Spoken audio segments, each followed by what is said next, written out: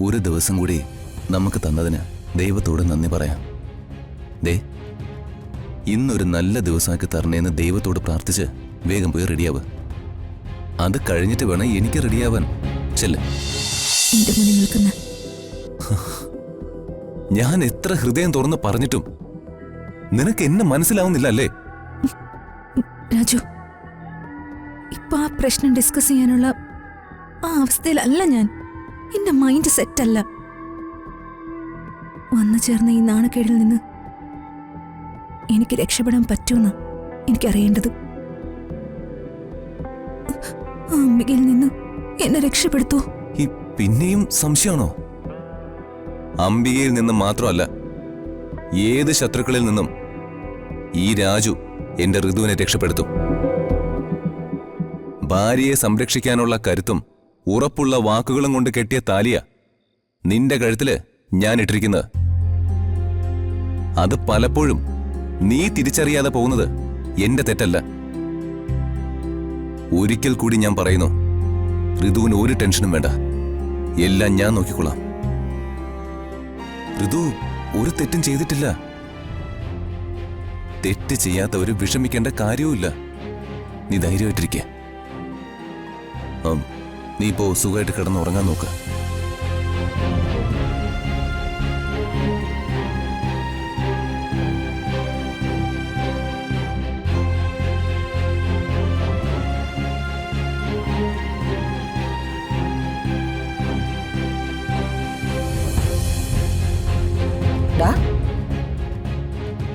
നിന്റെ വൈഫിനെ ഒറ്റയ്ക്കാക്കിട്ടാണോ നീ ഇങ്ങോട്ട് വന്നേ?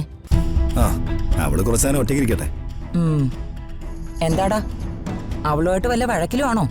ഏയ്, ഞങ്ങള് തമ്മിൽ നല്ല ബോണ്ടല്ലേ. ബോണ്ടേ ആയാലും പരിപ്പോടെ ആയാലുവേ കുഴപ്പമൊന്നുമില്ല, അങ്ങോട്ട് കഴിഞ്ഞാ മതി. അല്ലമ്മേ, നാളെ ഈ രാജു എന്ത് ബുദ്ധി ഉപയോഗിച്ചാ ഫംഗ്ഷൻ നടത്താൻ ഉദ്ദേശിച്ചിരിക്കുന്നത്? എന്ത് ബുദ്ധി? എടാ, നാണം കെടാനുള്ളവരെ നാണം കെടുക തന്നെ ചെയ്യും. അതല്ല അമ്മേ, ഈ ഗസ്റ്റുകളൊക്കെ വിളിച്ച് ഫംഗ്ഷൻ നടത്തുന്നതിന് ഒരു റീസൺ വേണ്ടേ? ആ, വേണം. അതിന് എന്ത് റീസണാവും പറയാൻ പോകുന്നേ? എന്ത് റീസൺ? ഒരു റീസണും ഉണ്ടാവില്ല. അതെ, അമ്പിയോട് അവൻ ഏറ്റുമുട്ടുന്നേ. എടാ, നീ നോക്കിക്കോ, അവൻ നാളെ എന്തു ബുദ്ധി ഉപയോഗിച്ചും ഫംഗ്ഷൻ നടത്തി പ്രതാപനെ പ്രീതിപ്പെടുത്താൻ നോക്കിയാലും അവനെ ഞാൻ പൊളിച്ചെടുക്കും. അല്ല അമ്മ, എന്ത് പ്ലാനാ മനസ്സിൽ കണ്ടിരിക്കുന്നത്? എടാ, ഈ ഗെയിമൊക്കെ നേരിട്ട് കണ്ട് എൻജോയ് ചെയ്യുന്നതല്ലേ അതിന്റെ ഒരു ത്രില്ല്. അതൊക്കെ നേരത്തെ അറിഞ്ഞ അതിന്റെ ഒരു സസ്പെൻസും രസമൊക്കെ പോവില്ലേടാ മക്കളെ? എന്റെ അമ്മേ, ഗെയിം ആസ്വദിച്ച് കാണാനേ ഞാനൊരു കാഴ്ചക്കാരൻ മാത്രമല്ലല്ലോ. അത് നയിക്കുന്ന ടീമിലെ സെന്റർ ഫോർവേഡ് ഞാനല്ലേ. തൽക്കാലമേ നീ ഓഡിയൻസിന്റെ കൂട്ടത്തിലിരുന്നാ മതി. സെന്റർ ഫോർവേഡ് ഒന്നും ആവണ്ട. എന്റെ മുന്നിലേ എല്ലാവരും തോറ്റു തുന്നം പാടും. ഞാൻ തോൽപ്പിക്കും എല്ലാത്തിനും. ദേ അമ്മേ, ഓവർ കോൺഫിഡൻസ് ഒന്നും ആവണ്ട. അത് ചിലപ്പോ നെഗറ്റീവ് റിസൾട്ടും വിളിച്ചു വരുത്തും. ഒന്നുമില്ല, കൃത്യമായ ഗെയിം പ്ലാനോടെയാ ഞാൻ ഈ കോർട്ടിൽ ഇറങ്ങിയിരിക്കുന്നെ. ഇതേ, ഞാൻ ജയിക്കാനുള്ള കളിയാ കളിക്കുന്നെ. എടാ, നീ ഇതില് ടെൻഷൻ അടിക്കണ്ട. ഞാനേ ആ രാജുവിനെയും ഋതികയും വലിച്ചു കീറിയിരിക്കും. അതിനുള്ളൊരായുധം എന്റെ കയ്യിലുണ്ട്.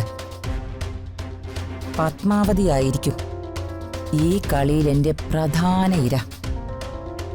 പത്മാവതിയോ? അതേടാ, മുദ്ര പേപ്പറില് ഒരു തമ്പ് ഇംപ്രഷൻ മാത്രം മതിയായിരുന്നു. പക്ഷേ ഡോക്യുമെന്റ്സ് എല്ലാം ക്ലിയർ ആയിരിക്കണം.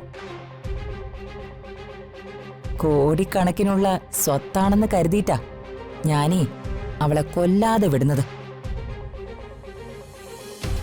ഇന്നവളെ ഒരു പേ പിശാചിനെ പോലെ എന്റെ മുന്നിൽ വന്നു നിന്ന് എന്റെ ഉറക്കം കളയുക. ഈ യുദ്ധമേ ഇനിയും ഒന്നിൽ നിന്ന് തന്നെ തുടങ്ങണം. ഞാൻ തുടങ്ങാം. ഇതിലേ ഞാൻ തന്നെ ജയിക്കൂടാ.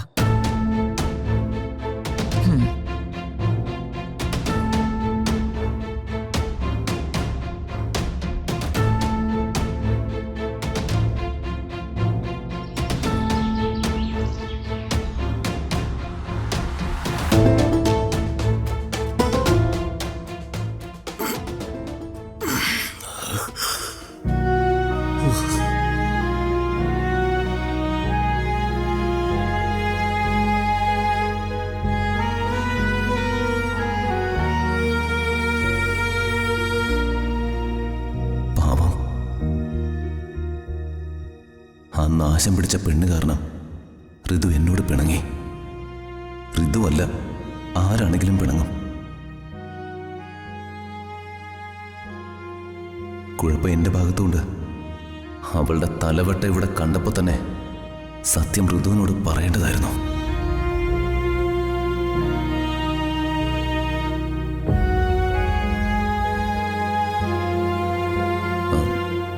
ഋതു,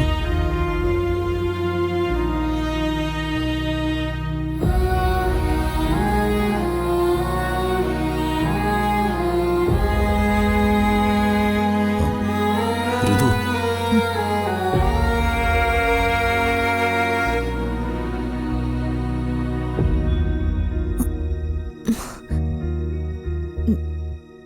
നേരെ ഒരുപാടായോ രാജു? ആ ഇല്ല, നീ വേഗം കുളിച്ച് റെഡിയാവ്. ഫംഗ്ഷൻ അറ്റൻഡ് ചെയ്യണ്ടേ? അല്ല രാജു, എന്നെ രക്ഷിക്കാനുള്ള പ്ലാന് കണ്ടെത്തിയിട്ടുണ്ടല്ലോ. പിന്നെ ആ കാര്യത്തിന് മാത്രം ഋതു പേടിക്കണ്ട. അതെല്ലാം ഞാൻ ഏറ്റു. പിന്നെ അമ്മയാവാനുള്ള മോഹം മനസ്സിലുണ്ടായിരുന്നു. അത് പെട്ടെന്ന് തകർന്നു പോയപ്പോഴുള്ള സങ്കടമല്ലേ? എനിക്കത് മനസ്സിലാവും. അതൊന്നും സാരമില്ല, നീ വിഷമിക്കാതെ. ദേ, എന്തായാലും നമ്മൾ രണ്ടുപേരും ഇപ്പൊ ഈ ഉറക്കത്തിൽ നിന്ന് ഉണർന്നില്ലേ? ഒരു ദിവസം കൂടി നമുക്ക് തന്നതിന് ദൈവത്തോട് നന്ദി പറയാം. ദേ, ഇന്നൊരു നല്ല ദിവസമാക്കി തരണേന്ന് ദൈവത്തോട് പ്രാർത്ഥിച്ച് വേഗം പോയി റെഡിയാവ്. അത് കഴിഞ്ഞിട്ട് വേണം എനിക്ക് റെഡിയാവാൻ. ചെല്ല്.